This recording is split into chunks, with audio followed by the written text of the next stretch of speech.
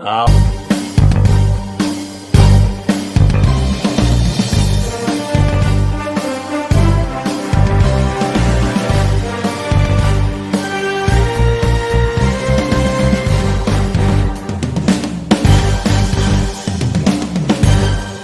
Ladies and gentlemen, DBNA Television is proud to bring you a Roar Media production, the nation's #1 digital coaches show.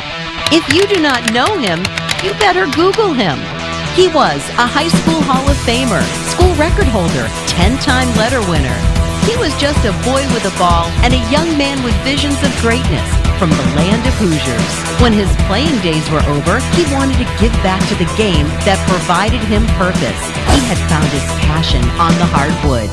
14 years college coaching, multiple regional and conference championships, multiple national rank programs, coached the National Player of the Year. Winning followed him to 15 seasons professional coaching, multiple championships, multiple Coach of the Year honors, near 780 win percentage. He placed over 100 players to their respected national teams that represented their countries at the World Championships and Olympic Games. He has coached current and former NBA stars.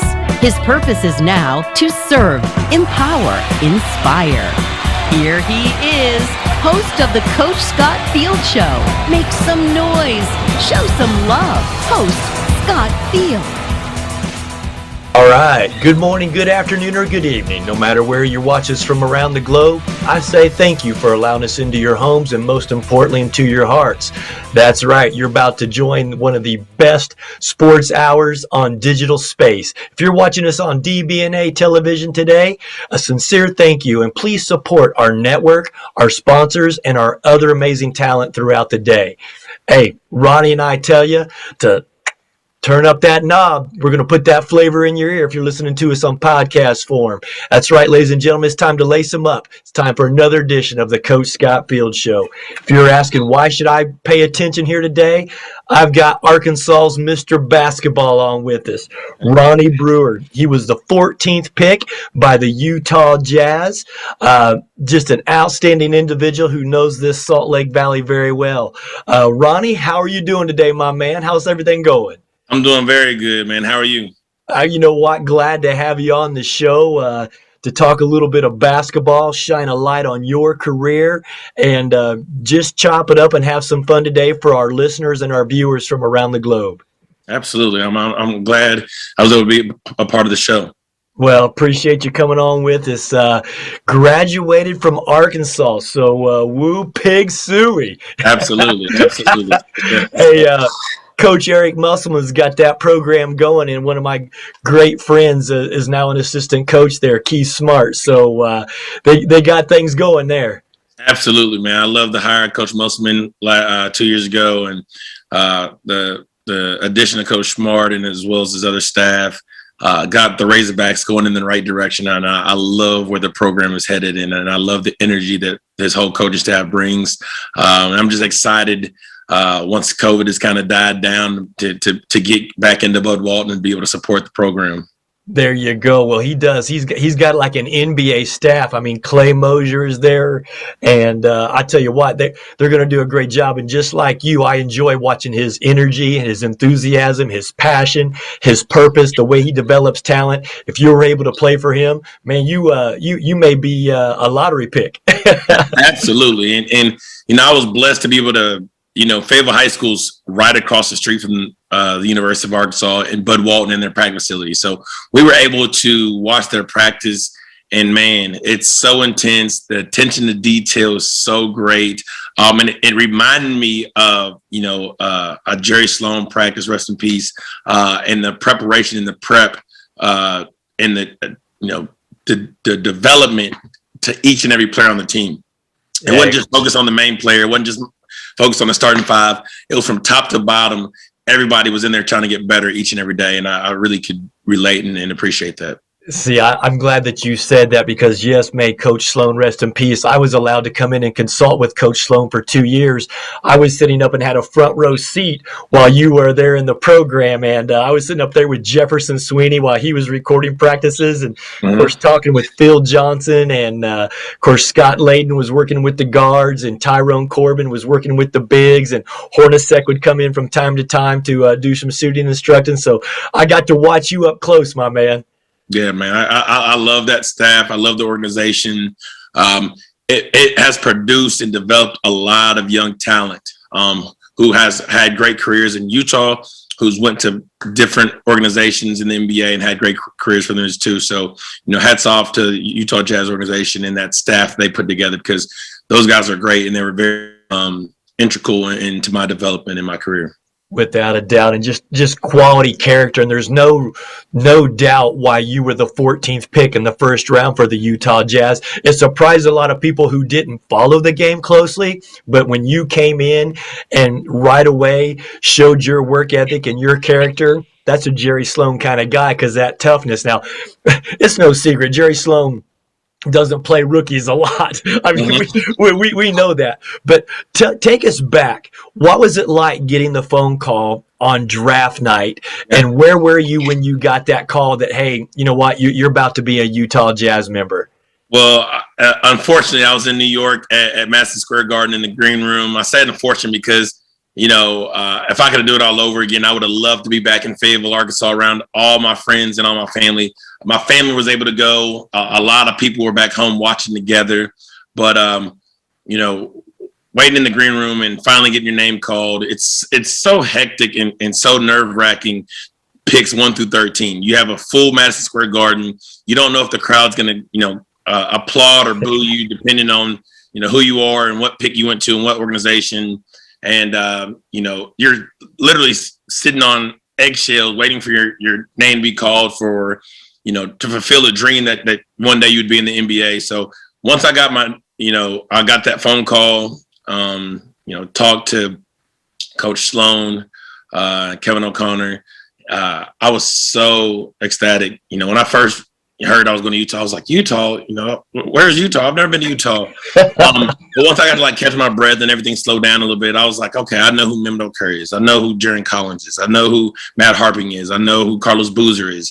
I know who AK-47 is. At the time, I had a really good relationship with Derek Fisher. I knew who Darren Williams was. And at the same time, me and D Brown had the same agent. Me and Paul Millsap had played each other in AU basketball in college, so we were very familiar with each other. So get my name called, able to stop and breathe a little bit. And then the night went on, they ended up picking Paul and D Brown, made that situation a lot easier for me. And, since day one, flying out to Salt Lake, it's a lot different than Arkansas. Obviously, we don't have huge mountains like that, even in the summer, there still was, snow on the top, and you see the Great Lakes, and you get to go downtown. And everybody I met from the day one until I left Utah, the people and the fans were phenomenal. The organization was great. Playing at the time was the Energy Solutions Arena, was so amazing, because as you go to each arena, no matter who they are, it doesn't guarantee just because they're a good team that fans are going to come support.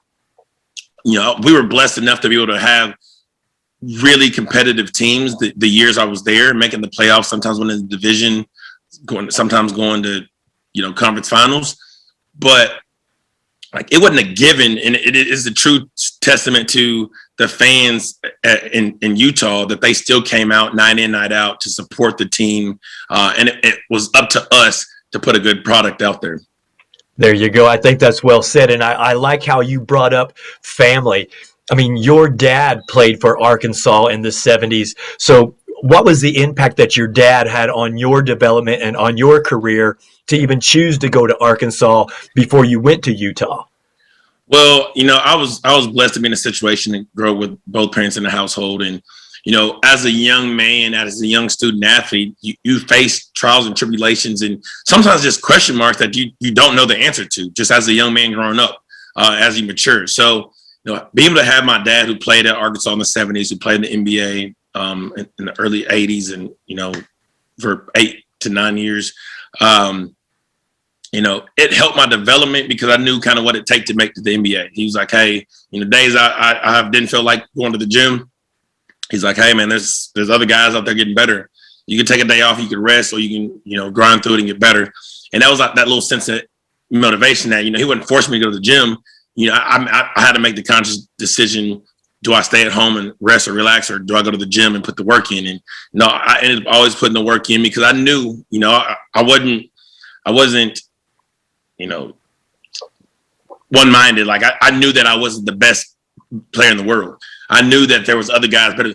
Well, shoot, watching on back then, there wasn't a ton of social media, but you could see, look, you saw LeBron James. So LeBron James was a thing when I was, in junior, in high school. So I knew, okay, that guy's probably always working, and I've got to outwork the opponent to even be considered in the same breath as any of those guys to be drafted. And so I had to put the extra work in, and my dad just helped me, no matter if it was off the court, on the court, academics, what it was going to be like, what did it take to get there? What school did he think I should go to? And, a lot of people thought, oh, well, man, your dad went to Arkansas. He was pushing you to go to Arkansas. And it was really cool because, my dad didn't want to take that moment and that spotlight away from me. And so he kind of was in the rearview mirror saying, hey, man, this is all you. It's your decision. You're the one that's going to be playing. You're the one that's going to be going to school there. If you're going somewhere else, that's the city that you're going to be living in, not me or not your mom and not your siblings. And so that opened my eyes because I was like, man, I've got to go to Arkansas because he wants me to go. But that wasn't the case. And so it allowed me to look at it open-minded. And so I really looked at Kansas. I really looked at Oklahoma. I really looked at Oklahoma State. I really looked at UConn. I really looked at Florida, like with the open mind that, my dad or my family or anybody can't look at me sideways if I decide to go there. But ultimately, and I tell everybody this, the coaches that recruited me, I tell them is that, hey, Arkansas might have not been the best team recruiting me because they weren't at all. I said, but the one team that made me feel the most valued, that recruited me the hardest, that made the effort to make me feel that I was the number one priority was Arkansas. And even in that same recruiting class, you had Olu Family-Timi, who was a McDonald's All-American. You had Julius Lamptey out of Oklahoma, who was a 7-foot guy that, it didn't become eligible academically, but one of the best players I'd seen out of high school at 7 foot, 270. And Vincent Hunter out of Little Rock, Arkansas. So, a great recruiting class. And for them to make me a priority and make me feel that I was wanted and showed up to practice and games and AU games and would see me around town and different things like that, it became an easy decision. And my dad kind of was like, hey, that's the decision you have to make for yourself. And it was ultimately the right decision. Well, great things happen for you. Your work ethic, your laser-like focus, those attentions to detail that you referred to a little bit before. Blessed for sure that you had that support system right under your roof, where you could sit there and bounce ideas off of mom and dad and get their insight and get their perspective. And it seems like you utilized it well. Let's go back. I can remember one of the first things that I noticed about you, and a lot of people would notice about you, was on your release and on your shot, how that arm was out. Take us back to the injury and how that injury occurred that affected your shooting mechanics. Man, it's kind of crazy because, all throughout the draft, all throughout college, all throughout high school, that was a point of emphasis of, hey, his arm is doing this, it's poking out, it's doing this, it's that. And, I was able to play for some really good coaches, and I was able to go to be around some good coaches. And, Roy Williams being one is, he told me, hey, no matter what it looks like at the starting point, it doesn't matter. It's the end result. And if your muscle memory and your mechanics are A1 and you work at it and it goes in, that's the only thing that matters, is the end result.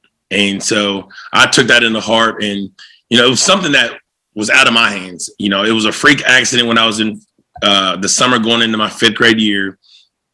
I was on a water slide at the Razorback barbecue that they used to have annually at Beaver Lake. Freak accident, had a compound fracture on my, on my arm, was out for a while. And then the way it healed, I mean, that was the most comfortablest way for me to shoot a basketball. And so I ended up being double jointed in my arm, and people were like, "Oh, why do you shoot like that? Or why is it like that?" And I was like, "I don't know, but I'm going to work at it to make it consistent and to go in." And that's all I could do. And, you know, those coaches that stuck with me and just told me, "Hey, you know, put the work in," allowed me to reach the level that I was at. You know, Coach Sloan is a huge person. It's like, "Hey, man, I don't care what it looks like. You know, if it goes in, if you put the work in, then I'm okay with it. And you're making the right plays. You know, I don't have a problem with what it looks like." That's and right. So that stuck with me and allowed me to be successful in different levels of basketball. See, and I think it's great that you had that advice and it didn't get into your head, because also at the elite level, you know this because you were on the hardwood competing 82 games a night in a regular season.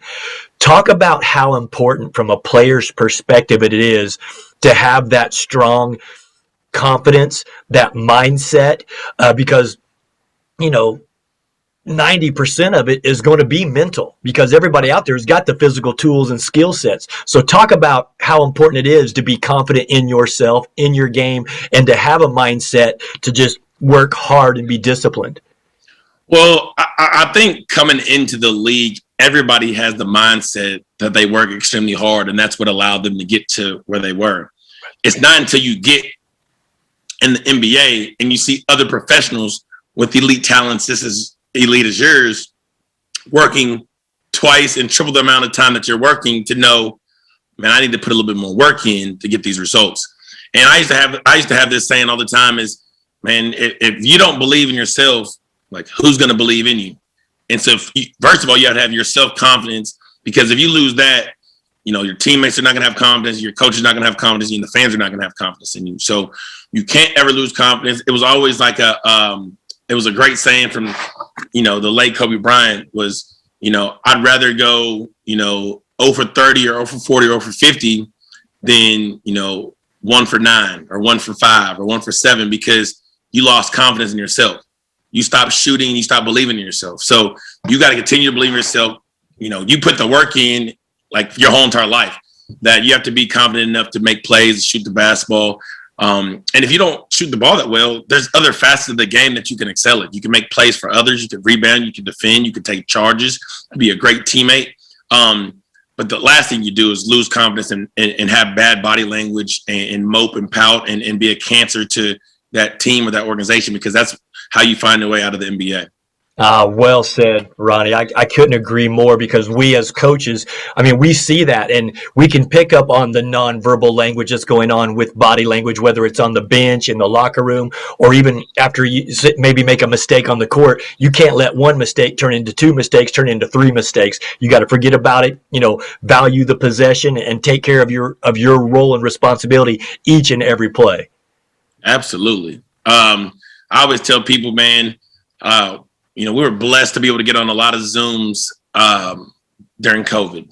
And, you know, that's how I my whole career is, you know, I went from being a, you know, rookie, you're not playing that much, to the next 3, 4, 5 years being a starter, playing significant minutes, contributing at a high level in all facets of the game, to, you know, late in my career where I wasn't getting as many minutes, but still being positive, still working hard, being an example to the young guys, being the ultimate teammate. And if it was 1 minute or some nights 30 minutes that I played, you had to be ready when your name was called, and you had to be able to be versatile to do multiple things, you know, and have winning plays. Like, if I'm not getting, you know, 20 shot attempts, you know, what else can I do to help the team? Can I slide over there and take a charge? Can I talk on defense? Can I talk on offense? Can I call out screens? Can I talk out actions? You know, if I'm on the bench, can I do the same things? Can I cheer for my teammates? Can I be in tune to maybe help a young guy pick up on something that the defense is doing, or make an adjustment and say something to one of the assistant coaches, like, hey, they're playing it like this, or this is what we should do on a defender. There's other ways to do it, you know, and there's so much to be taught and learned in the game that, you know, you just have to be a sponge to learn it. And my thing was, I saw numerous guys that didn't have the same mindset, that they're coming from college, high school, or they're all state, all conference, all American, whatever. And then they go into a situation where you're playing behind an all pro, first or second team all NBA, a max guy, and you're not getting the minutes or the shots that you're wanting. Then you're starting to mope and pout and bad body language. And you go out there, you're not hustling to the scores table, or you get subbed out, you're walking, bad body language, not slapping your coaches or teammates' hands. And, it's like a snowball effect. It might be small, but over a period of time, that one guy who's complaining and moping, he might pull another guy. And then he might pull another guy. And then he might pull another guy that's not playing and doing the same exact things and getting the things that they're wanting. And now you have 4 bad apples that are affecting the team. And now the team chemistry and the bond and the relationships is not as close-knit as possible. And the team that you see win the NBA championship, college championship, high school championships, they love playing with each other. It's like the saying in drumline, one beat, one sound, or one heart, one sound. Whatever. Yeah. You got to be on the same page. And if you're not on the same page and there's different things that's interrupting that, it's not gonna work. Even in the workplace, if you got 10 employees and 7 of them are doing a phenomenal job and those 3 people are not doing it the right way, your business is not going to flourish. It's not going to be a healthy working relationship. That's the same thing that goes in basketball or any other sport. Yeah, I'm glad to hear you say that, Ronnie. Ladies and gentlemen, we're talking with Ronnie Brewer today, veteran NBA player who continues to do great things. And hearing these nuggets that he's dropping, he's going deep in his bag for you all right here today, and I appreciate him doing that. So, Ronnie, again, just glad that you're here on the show, sharing these stories with us, sharing your journey, sharing your insights. This show is all about inspiration. It's all about empowerment. It's all about positive messages. And that's why I knew you would be great to be on this show. So when I reached out to you and you just responded quickly, like, man, let's do it, I was like, man, this is going to be quite a show we're going to have for our viewers. So again, I thank you, my friend. Let's go again to, Utah Jazz. You come into Salt Lake City, you land at the airport, you're going from the Ozarks, and now you see the Wasatch Mountains. You're probably taking everything in. It's probably moving so fast. But who was that first person that really took you under their wing and said, hey, this is how to be a pro? This is who did you learn from the most when you landed in Salt Lake City? Probably Derek Fisher. Probably Darren Williams, Booz, Booz. Andre Kirilenko was very influential. Memo, when they both came, when I got there, they were overseas, and so when they came back, they were very inspirational to us all. But D. Will was great. He told me, he was like, "Hey, man, your mental's got to be strong because if it's very weak, you won't be able to play here. You won't be able to take Coach Sloan." And I was like, man, dude, if you know where I'm from, like the coaching style and philosophies here is a lot different than anywhere in America. Like, they're going to call you everything under the moon. They're going to, yell and scream and expect greatness out of you after they're yelling at you. So I was like, man, that doesn't bother me. I was like, and I played for my dad. He's the hardest critic that I ever had it because he played at the high level. So D. Will was very, very instrumental in my success because he was like, hey, man, you don't know what work is until you actually really, really work and see other guys who really, really work. And I was like, yeah. I really work too, man. Like I came from the bottom and I'm here now. And so I know how to work. But seeing him actually put in the extra work, and I was like, oh, okay. Coming early, getting the work in, shooting or in the weight room with Mark, and then Coach McCown, yeah, and then doing the court work, with Coach Sloan and Coach Field, like practicing for an hour and a half or 2 hours, whatever it was that day, and then staying after and get some shots with Coach Layden or Ty, and then going back in the weight room and getting some core or on the treadmill or something. Like you had to consistently be working because this is now your full-time job, and so D. Will and Derek Fisher really taught me what it meant to be like a true professional and how it meant to work at it. And, a lot of people don't really understand, like, like the mentality Coach Sloan had. Like, you know, there was a rule book for the NBA and their dress code and different rules that they had in the NBA. And then the Utah Jazz had their different set of rules. And so, you know, we would go on the road and it wasn't any t-shirts or jeans or baggy jeans or, you know, comfortable casual wear as most people travel. Like we traveled like professional football teams travel. We travel like professional businessmen. We were in, you know, khakis and a button-up shirt or a suit and tie. And you had to look the part. Like we looked the part and we weren't going to go out there and, you know, we meant business when we went on business trips. And, you know, them telling me what it was before Coach Sloan even tell me what it was, maybe the mindset is that's what it's supposed to be. And so like I carry that to whatever team I went to and everybody's like, oh man, that's crazy that you're doing that. I was like, man, this is what I'm accustomed to. This is what Coach Sloan instilled in me. This is what D Fish instilled in me.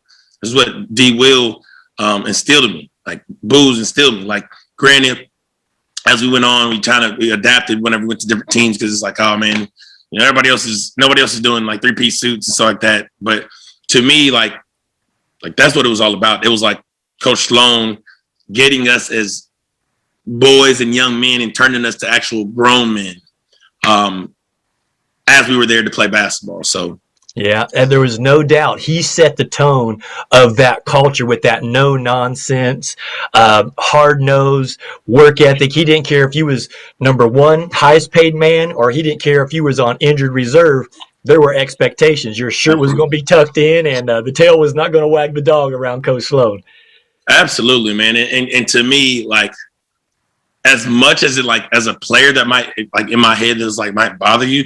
But, like, to me, like, that is expected now as I'm teaching the next generation. I'm like, well, you must not be ready to play if your shirt's not tucked in. And you must not be ready to play if you're not jogging to the scores table.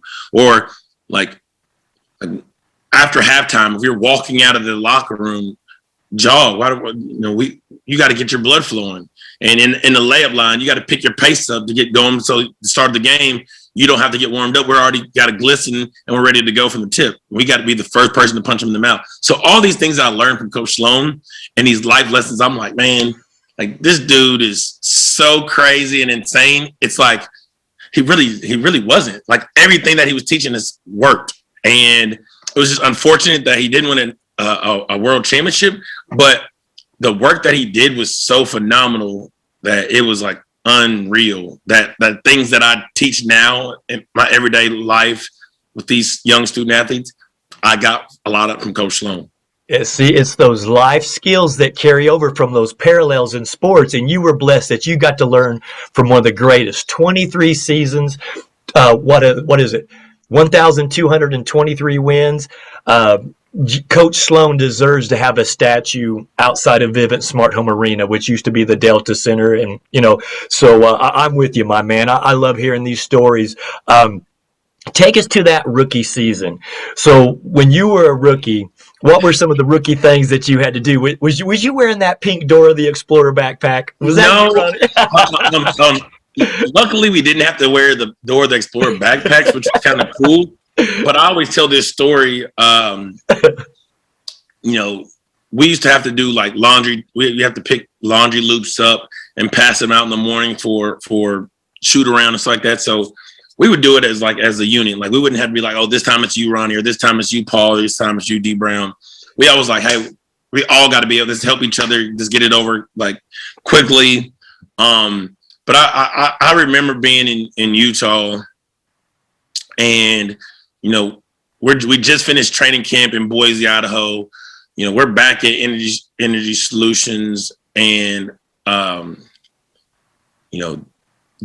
D Will's like, man, Memo wants you to go get him a Turkish paper and a Turkish delight coffee. I was like, what? He's like, yeah, man, like Memo's like, we got to start these rookie duties. You're next to him, and he wants you to go get this stuff for him. And he's like, you can get it at a gas station. It's right by the temple.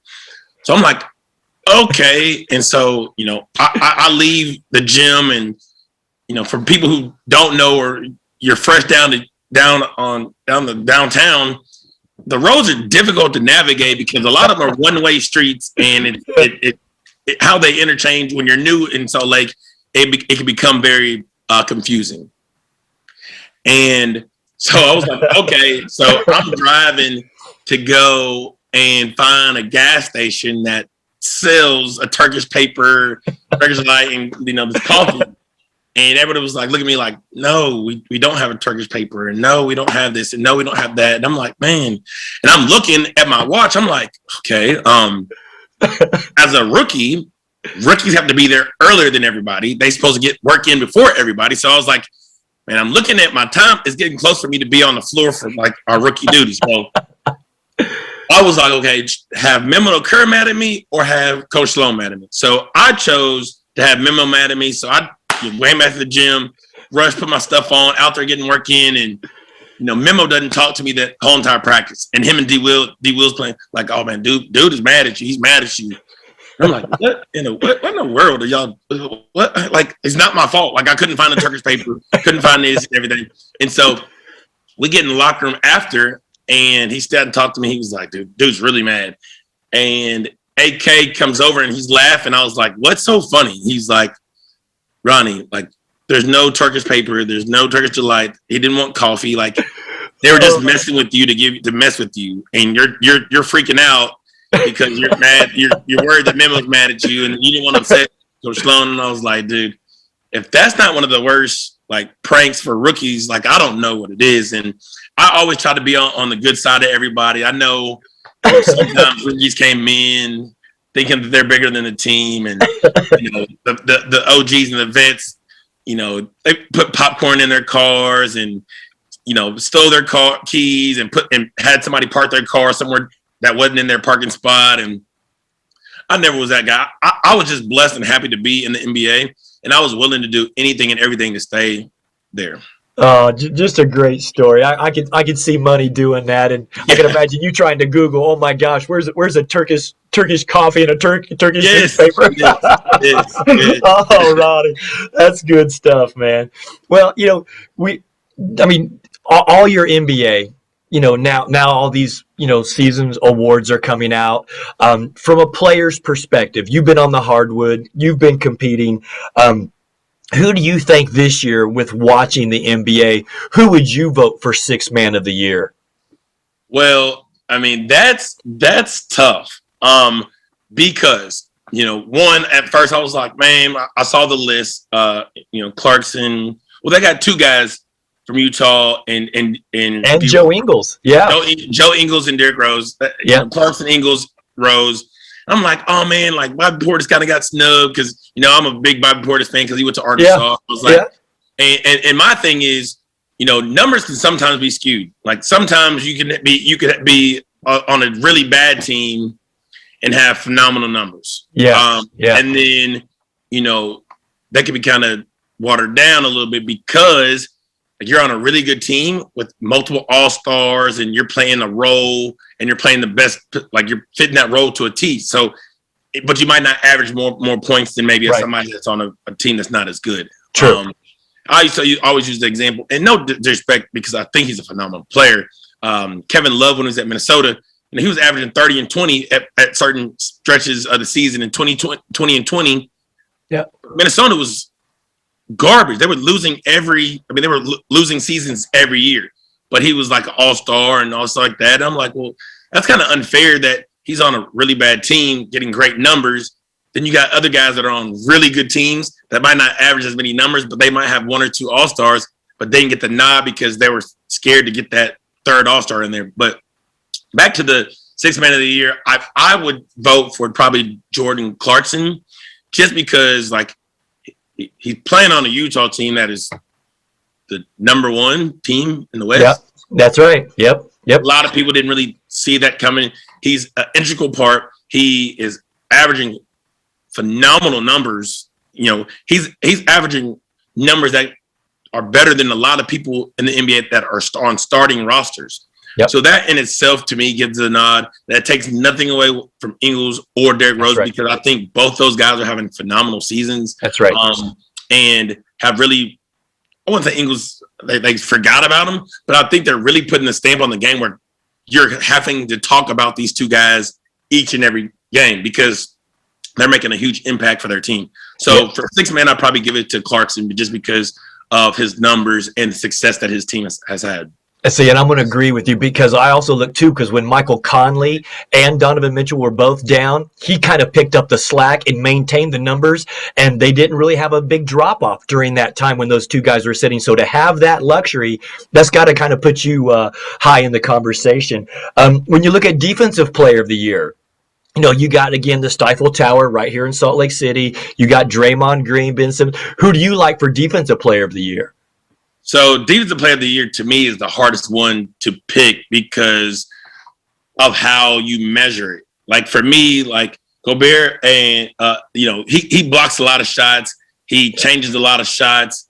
And the changing of shots don't go in the stat sheet. So true. So whatever amount of block shots that gets marked down, but the way how he alters shots.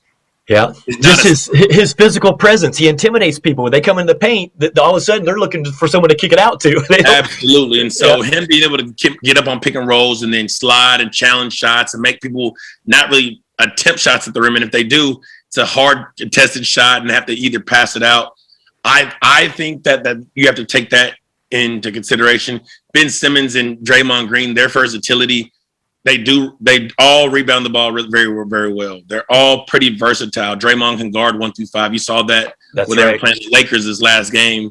Yep. Guarding out on the perimeter, guarding Anthony Davis, guarding LeBron James. Those are three different guys, playing style. You're guarding a guard, you're guarding a big body in LeBron James, and then you're guarding post defense against Anthony Davis. I think that makes him superb.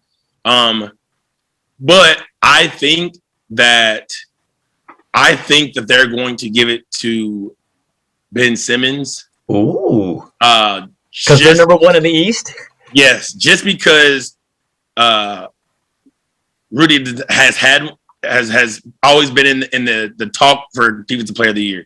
I think Draymond Green has always been in the talks of Defensive Player of the Year. And I think Ben Simmons is making his mark on the game defensively, as well as leading his team to the number one seed in the East.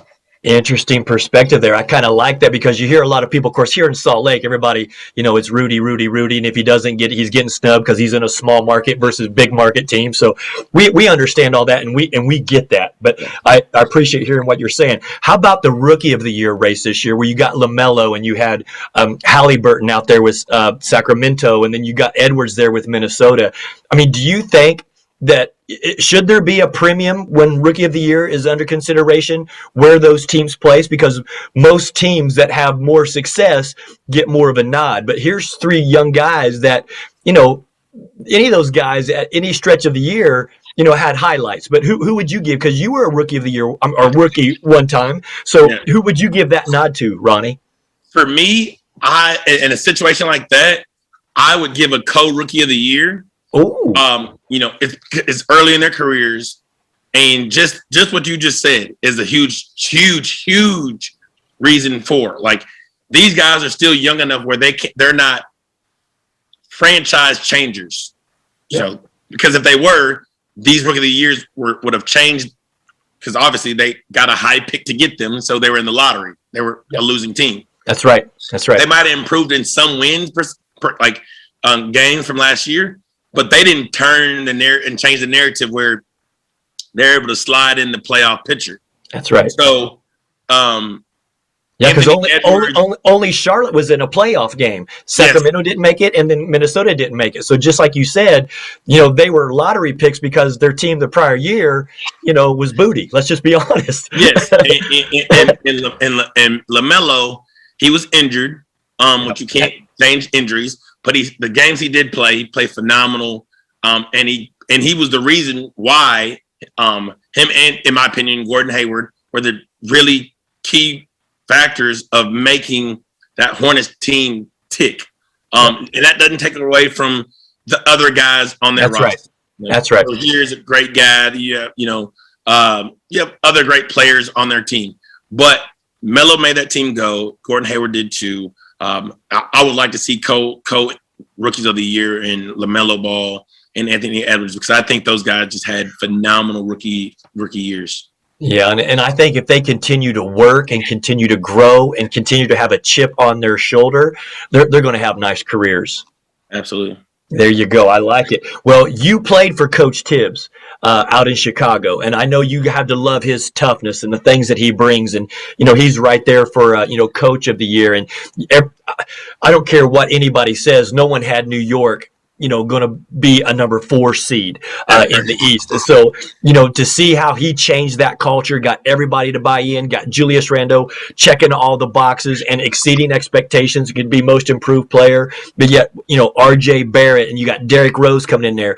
It takes a special player like yourself, Ronnie, who can play a Thibodeau fashion. So are you giving that Coach of the Year to Thibodeau because of what he did when all the pundits, all the experts, no one had New York, going to the playoffs or even to be anywhere near a 4 seed? Well, in any regular year, you say what you just said. To me, he's a no-brainer. With all those things going on with New York, nobody had him going as a 4 seed. The New York Knicks have been, like you said, booty the last couple of years. Let's be honest, they've been true.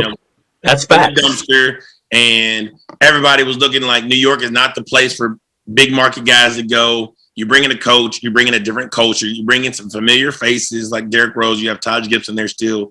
You bring in some guys that have the same toughness that Tibbs has in a Julius Randle, RJ Barrett, and Tibbs does what he does best. He changes the culture. He makes guys believe in themselves and believe that they're better than what they are, and they go out there and they get it done. But I think in this particular year, you have to give it to Monty Williams, because Phoenix. You say the same. You can say the same exact thing. I would not have bet anything that I own the Phoenix Suns were going to finish where they finished at. In the 2 seed in the West. The West is the Wild Wild West. And to me, any given team is a tough get, that you play. Yeah. And just have a team like Phoenix granted, they did bring in Chris Paul. That's right. Minus Chris Paul, you still had Devin Booker and DeAndre Ayton. They still weren't anywhere close to being competitive. Yeah. Now they were undefeated in the bubble last year, but when you bring in a Chris Paul who, he could be in the discussion for MVP, but yet you're looking at the president of the Players Association on that bench and in that locker room on and off the court. That's a coach on the floor for you right there. So is Tibbs doing more with less than what Monty Williams did? Just curious to get your feedback on that. It depends on who you ask. For me, you've got Devin Booker, who, in my opinion, is an all-star. You've got Chris Paul, in my opinion, who's an all-star. You have a rising star in DeAndre Ayton, right? Yep. You go to the Knicks, you've got a rising star in RJ Barrett. You've got a familiar face, and I wouldn't say over the hill, because to me, if you look at D Rose's numbers, he has been solid his whole career. But you brought him here, and you got a guy that knows your system to a T. And you got other guys having to buy into your situation. Nobody thought Julius Randle was going to be able to carry the Knicks like he has. Right. So that's a true testament, not only to Tibbs, but to Julius Randle in himself. And that's, to me, why I think that he should be getting an He should be getting an award. Did I lose you? No, you're there. You're with it clicked off on my side.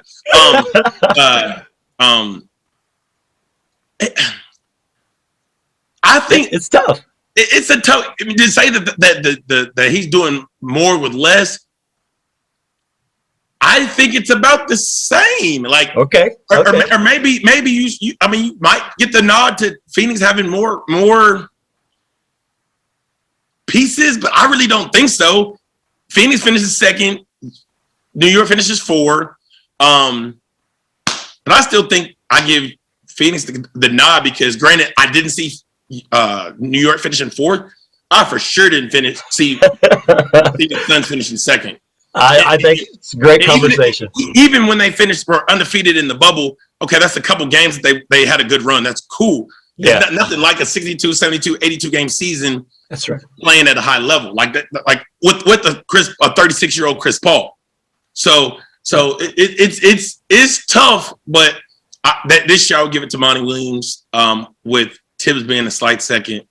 Okay. All right. You know what? This is just straight barbershop talk right now. I mean, we're chopping it up and giving insights and perspectives that I think this is a lot of fun. We've got about 9 minutes here. I mean, you got to play with Tibbs. You got to play with Coach Woodson for just a minute out there at New York. And Woodson is now going to go to Indiana University. Yes. You got to play with Coach Kevin McHale for a short stint with the Houston Rockets. What were some of the biggest lessons that you learned from some of the great coaches that you've been blessed and fortunate enough to play within your NBA career?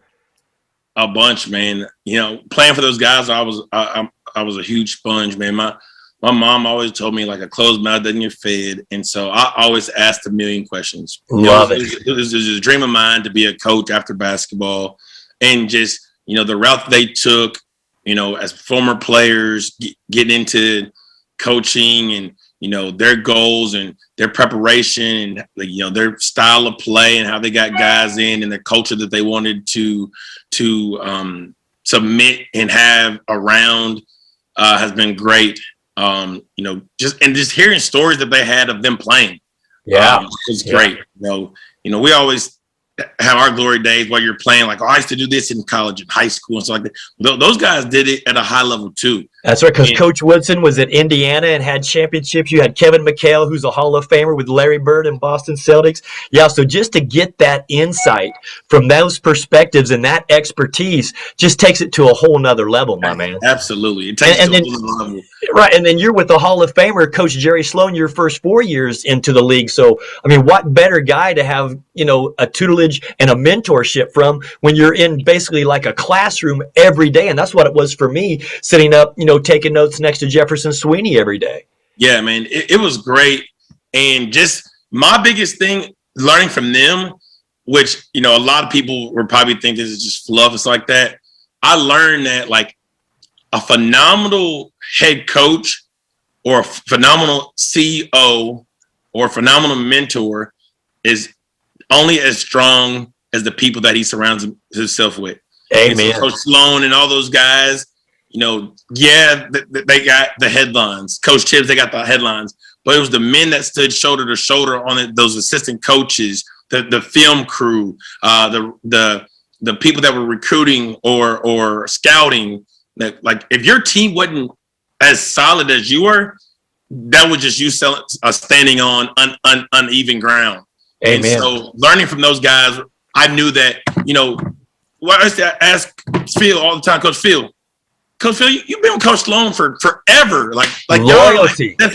Why are you not trying to leave and go somewhere else? He was like, man, I don't want to go anywhere else. I want to be with my best friend, helping my best friend have as much success as possible. And I looked at that, I was like, man, that's deep right there. Like, the guy would rather not take a head coaching job to make sure he could have his friends back in any situation.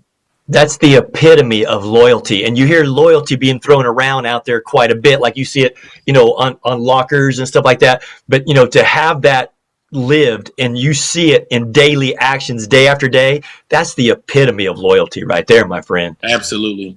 Yeah, great. I'm glad that you brought that up because it was so fun every day to see Coach Phil Johnson get out there on that court and be the teacher and talking about defensive slides and the adjustments and, between game adjustments, like what you're going to do. So like you had Sacramento and then you're coming off the road from Sacramento, you got Denver, then you're coming right in against a Phoenix, and to hear the changes in like different ways that you're going to play the post or how, you're going to trap, or you're going to go blue, or you're going to go ice. And to hear Coach Johnson out there and then Coach Sloan, being the barking dog at the end, to clean things up. It was great to see great staffs and work all the time.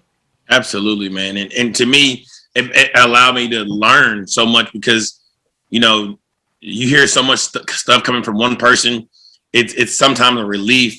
And sometimes you can relate better with another voice. But then it made it even better to me, like in NBA, and I think that's why the NBA is so great. The great organizations, they get it, is they have position coaches that, yes, Coach Sloan was the guy. Yes, Coach Phil Johnson was the next guy. But you had Coach Layden and Coach Corbin there helping and teaching. That's right. Each and every day to make you a better person on every practice started that way. Coach Corbin was down here with the bigs. Coach Layden was down with you guys, your guards, and you guys had your player development going on every day. And I think that's missed in some organizations. Absolutely, and that's the difference of organization you see that's in the playoffs routinely, and that's in the lottery routinely. Oh, love chopping this stuff up, Ronnie. Again, this is Ronnie Brewer, ladies and gentlemen, just sharing so many nuggets with our viewers and with our listeners. And, coming from a guy who, was Mr. Basketball in his state, got to play there for his home college and university, then to play into the NBA. It's great to hear your insights that you're sharing with these guys, and I can't thank you enough for these things that you're doing. Let's have a little bit of fun here these last 2 or 3 minutes and kind of loosen it up. I'm going to give you, it's a this or that kind of question just to have fun. Okay. Twitter or TikTok? Twitter. Okay. More information? Yeah, I really not into TikTok. Like my daughter's into TikTok and the dances and stuff like that. I don't even have a TikTok, but my daughter always shows. I'm like, dude, I'm not really into that kind of stuff. and I know TikTok is not just about the dances, and it's got a lot of other stuff on it, but I just haven't got into it yet. There you go. I'm with you on that. Okay, mountains or beaches? Beaches. Ooh, okay. I played in Utah, I played Chicago, played in New York. They were all cold places. Granted, they did have spring and summer. But the winter times were all brutal in those places. So I'd rather be in warm temperature instead of, in the mountains in the cold. Okay, there you go. All right. Male to male now. Let's have a little fun with this one. Are you more about giving roses to be romantic to your significant other or doing a house chore for your significant other? Ooh. Probably roses. I do house chores anyway. Just, just to stay busy. I'm always doing stuff. But roses are cool. They last for a little bit. And, I think they're the same equivalent, like doing house chores. They're only going to be okay with it for a short amount of time. And then it's on to the next tidbit that you have to do. I like it. Okay. So here we go. You're former player now. Offense or defense wins championships? Defense for sure wins championships. Nice. For sure. Defense travels. Defense will travel. Yeah, you could say, oh, that's not true. Look at this and that. But if you look at the Warriors, you look at the Lakers, you look at the Heat. Yes, they had a phenomenal arsenal of offensive guys, but they were always ranked in the top 5 defensively. You can go back to as many years as Lakers, Celtics, Bulls when they were playing. They had great offense, but they also had phenomenal defense. Without a doubt, I agree with you. So any last closing words that you can leave for our viewers and listeners, because this has been just a wonderful, wonderful 50 minutes. Man, just, I appreciate all the listeners, tuning in. I appreciate you for allowing me the opportunity to come on your show on this platform. Much love. Top it up. I love talking basketball. I love talking Utah. It was that, city and state. Salt Lake and Utah hold a dear place in my heart. Coach Sloan, rest in peace. The Utah Jazz organization means so much to me because it gave me my first opportunity to fulfill a dream. My mom always told me, you got to know where you're from to know where you're going in life. And I was born in Portland, Oregon, but moved to Fayetteville, Arkansas, lived here my whole entire life, kindergarten through college, was able to travel the world because of a game. Basketball, and it comes full circle to allow me to come back and teach and coach at my alma mater. So it's been a blessing for me, and very happy with where I'm at in my life, and continue to hopefully have blessings and continue to allow the game of basketball to bless me. Well, I love it. Ronnie Brewer, thank you so much for sharing time with us today. Again, you had a servant heart. You shared great nuggets, and it's guys like you who drive this show and make it special like it is. And we're blessed to be on the platforms that we are, and we got to have you come back because I feel like all we did was scratch the surface, RB. Absolutely, man. Anytime you want me back on the show, just let me know. It'd be my pleasure to jump back on there with you. All right, my man. God bless you. Stay safe. Keep working and keep inspiring and empowering others like I know you're doing every day. Sure appreciate you being on the show.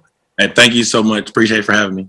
All right, ladies and gentlemen, again, this is the Coach Scott Fields, host of the Coach Scott Fields Show. Continue to watch us as we continue to bring the best guests that we can. It's 1 hour of fantastic sports talk to empower and inspire you and put tools in your toolbox. Ronnie Brewer, much love. Thanks for being on today. Be safe. All right, thank you. Bring it in. Thank you for watching the Coach Scott Fields Show, the nation's #1 digital coaches show. This DBNA television broadcast is a Roar Media production. Don't forget to subscribe to the Coach's YouTube channel. Like and follow him on Facebook, Twitter, and Instagram. Have yourself dressed and ready to go in the locker room for the next exciting show coming soon. Thank you for watching the Coach Scott Fields Show, the nation's #1 digital coaches show. This DBNA television broadcast is a Roar Media production.